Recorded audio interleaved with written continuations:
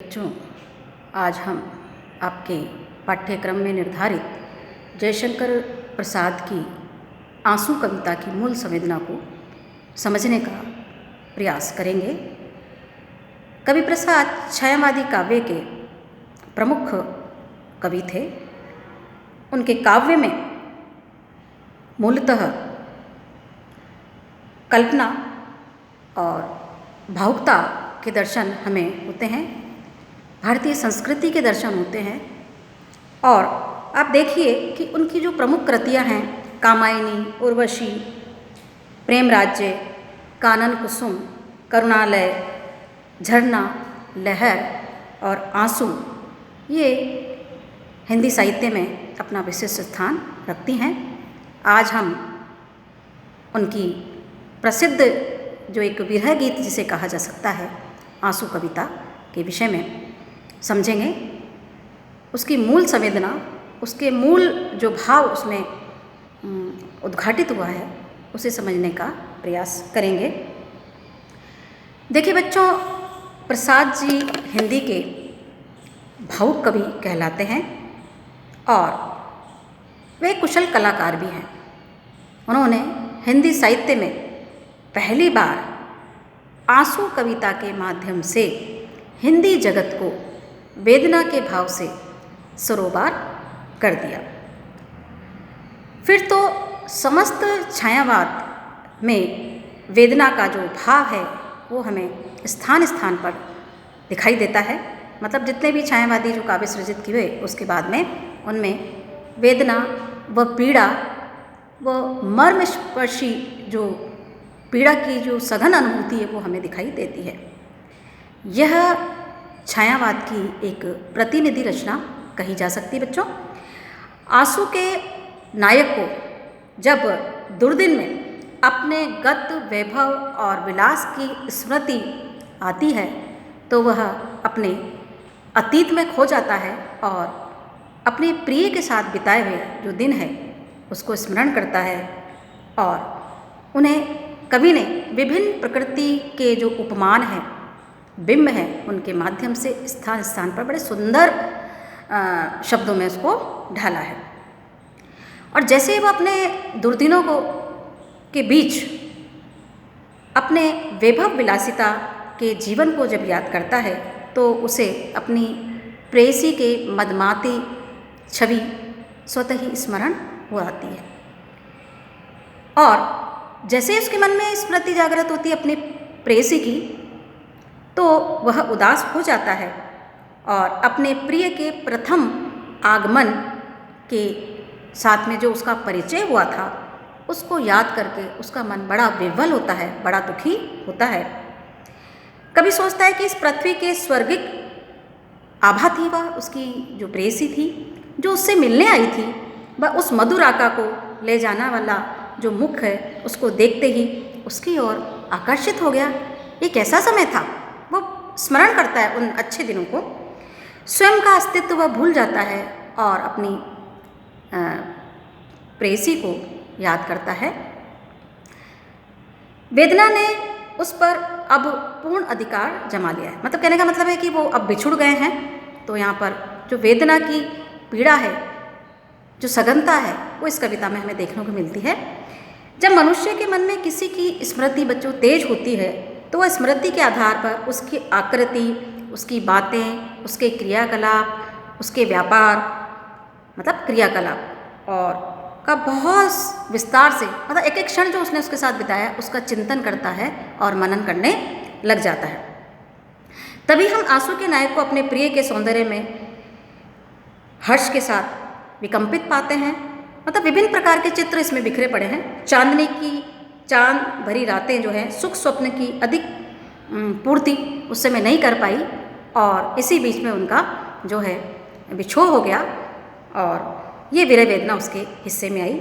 उसका हृदय कुंज सूख गया, मतलब उसमें वो बरसात हो भी नहीं पाई थी, प्रेम रस वर्षा भी नहीं था और वो हृदय कुंज सूख गया। नायक यहाँ अपने प्रिय से बिछुड़ जाता है और वही पीड़ा यहाँ आंसू रूप में व्यक्त हुई है। प्रिय के बिछुड़ने पर नायक का हृदय जलता है, वो दुखी होता है, तड़पता है उसमें आशा निराशा की आंख मिचौली सी होती रहती है। यही भाव आप जब कविता को विस्तार से पढ़ेंगे तब देखेंगे। मैं यहाँ पर संक्षिप्त में इसकी मूल संवेदना को आपको बता रही हूँ।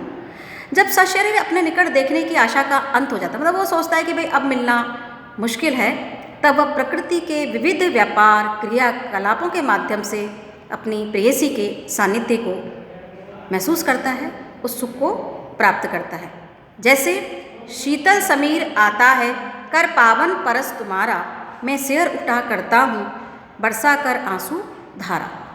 जैसे उद्गार इस स्थिति के द्योतक है। मतलब ये पंक्तियाँ जो मैंने उद्धृत की उसमें देखिए कि फिर नायक अपनी स्थिति को संतुष्ट होने का प्रयास करता है कि भाई ठीक है, जैसी भी स्थिति है उसमें वो संतुष्ट होने का प्रयास करता है।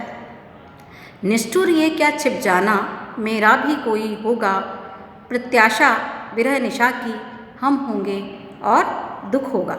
मतलब कहता है कि कोई बात नहीं, हम भले ही अलग हो गए हैं, बिछुड़ गए हैं, एक दूसरे से दूर हो गए हैं, लेकिन यहाँ पर जो उसका वेदना का जो दर्द है वही अब दवा का काम कर रहा है। दुखी मनुष्य का दुख दूसरों को दुख को देख करके जैसे कम हो जाता है, वहाँ वो अब उसका दुख जो है, संसार में जितने दुख बिखरे पड़े हैं उनको देख कर वो सोचता है कि मेरा दुख इससे कम है। आंसू के नायक ने जब देखा कि संसार में केवल वही नहीं है जो दुखी है, सर्वत्र दुख बिखरा पड़ा है, तो वो अपनी विरह वेदना को भूलने लगता है। दूसरे के दुख के प्रति अपनी सहानुभूति प्रकट करता है। वह प्रकृति से प्रार्थना करता है कि वह संसार के दुख को कम करे और उसको कम करने में सहायक बने। वह अपने भीतर की विरह वेदना से कहता है, देखिए बच्चों क्या कहता है वो, मतलब यहाँ पर वो संवाद कर रहा है प्रकृति के माध्यम से, अपनी पीड़ा को व्यक्त कर रहा है।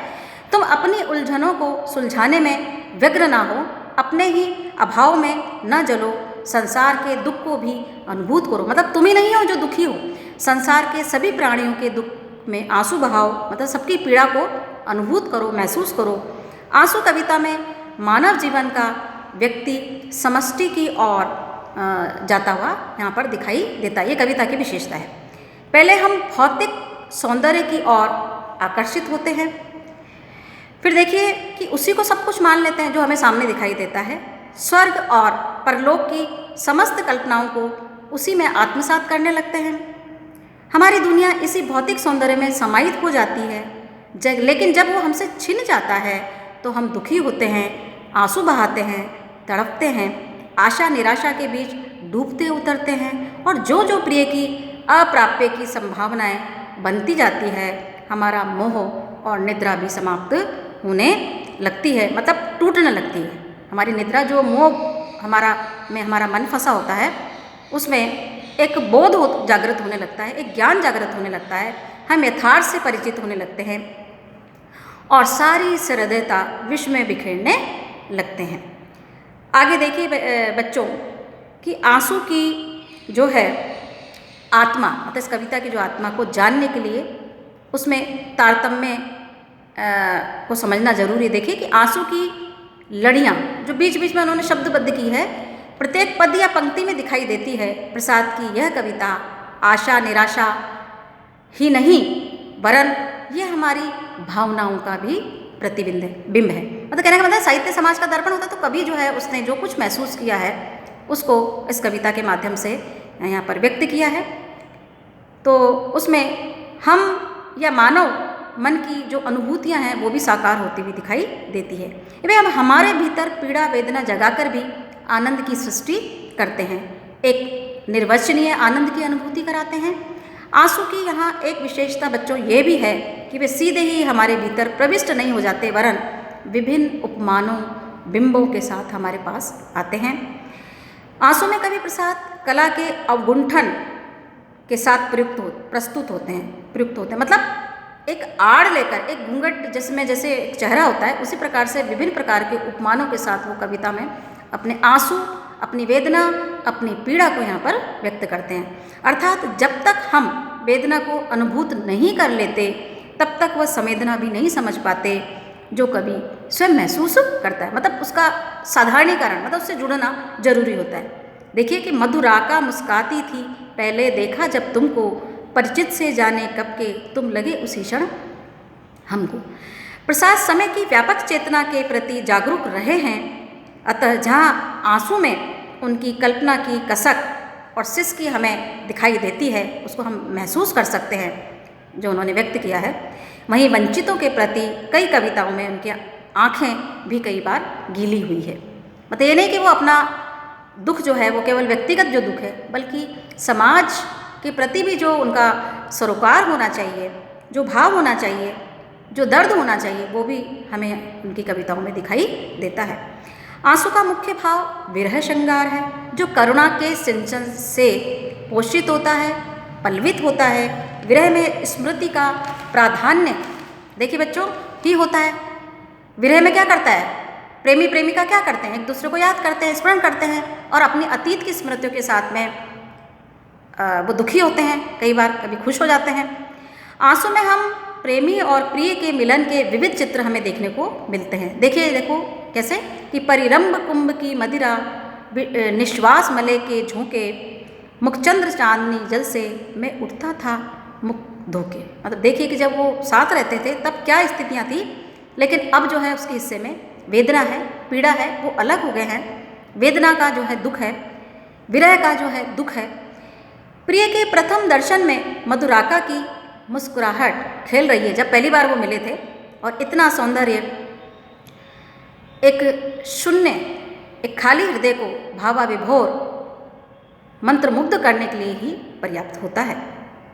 वह उसके साथ अर्थात प्रिय के साथ एकाकार हो गया है और कहने लगा, तुम न जाने कब से मुझे परिचित से लगने लगे। मतलब अनजाने में पहली बार मिले, लेकिन कब से ऐसा लग रहा है जाने कब जन्म जन्म का नाता हमारा था, पता नहीं कब से तुम मुझे परिचित लगने लगे, ये मुझे महसूस नहीं, पता ही नहीं चला कि तुम मेरे अपने कब हो गए।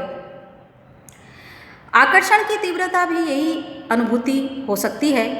प्रसाद जी ने आंसू कविता में वेदना की अनुभूति के विविध चित्र उद्घाटित किए हैं, प्रस्तुत किए हैं, जिसमें मोह, स्मृति, दीनता, क्रीड़ा, प्रलाप, निद्रा भंग मतलब मोह भंग आदि भावों का संचार आंसू कविता में हम देखते हैं। बच्चों देखिए एक उदाहरण, रो रो कर सिसक सिसक कर कहता मैं करुण कहानी, तुम सुमन नोचते सुनते करते जानी अनजानी। मतलब वो अपनी करुण कथा सुना रहा है, अपनी प्रेयसी और प्रेमी और प्रेमिका दोनों उनका वार्तालाप है, और वो कहता है कि मैं तो रो रो करके सिसक सिसक करके अपनी जो वेदना है, अपनी पीड़ा को तुम्हें सुना रहा था, लेकिन तुम यहाँ पुष्प के साथ खेलते, मतलब उनको नोच नोच के तोड़ते हुए मेरी उस वेदना को सुन रहे थे। देखिए यहाँ प्रिय की निष्ठुरता दिखाई देती है, परंतु वह अतिशय प्रेम होने के कारण वह निष्ठुरता भी उसे निष्ठुरता नहीं लगती, वो भी प्रेम का ही एक अंग या हिस्सा उसे दिखाई देता है। उसकी अर्थात अपने प्रिय की करुण कथा को सुनने का मोह वो त्याग नहीं पाता, और उसका प्रिय फूल नोचते हुए उसकी करुण कथा को सुन रहा है। बांधा था विधु को किसने इन काली जंजीरों से, मणि वाले फणियों का मुख क्यों भरा हुआ हीरों से। मतलब वो अपने प्रेमिका के सौंदर्य पर, अपनी प्रेयसी के सौंदर्य पर मंत्रमुग्ध है।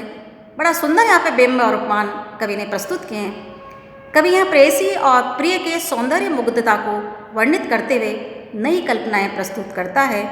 प्रिय की आंखों में काजल की रेखा लगी, मतलब काजल लगाया हुआ उसने, जिसने प्रिय को प्रभावित किया है, और उसकी जो आंखें हैं वहाँ से हटती नहीं हैं।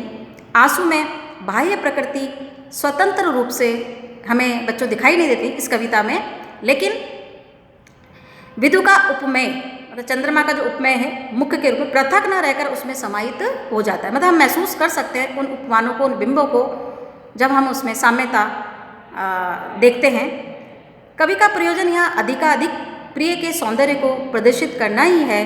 काली जंजीरों में प्रेयसी का दुख विधु है, मतलब उसकी जो केश राशि है प्रेयसी की, उन्होंने उस चंद्रमा रूपी मुख को बांध रखा है उन जंजीरों में, जिन्हें काले केशों ने मतलब छुपा रखा है। मणि वाले हीरों में, जो मणि वाले फणियों का मुख क्यों भरा हुआ हीरों से, अर्थात यहाँ कवि ने विविध उपमानों का प्रयोग करते हुए प्रिय के सौंदर्य को दर्शाया है। तो बच्चों मैंने अभी ये संक्षिप्त आपको इसकी भावभूमि समझाई है प्रसाद कवि की जो आंसू कविता है। उसके बाद विस्तार से हम इस कविता की व्याख्या और इसकी मूल जो भाव है उनके संदर्भों को समझने का प्रयास करेंगे।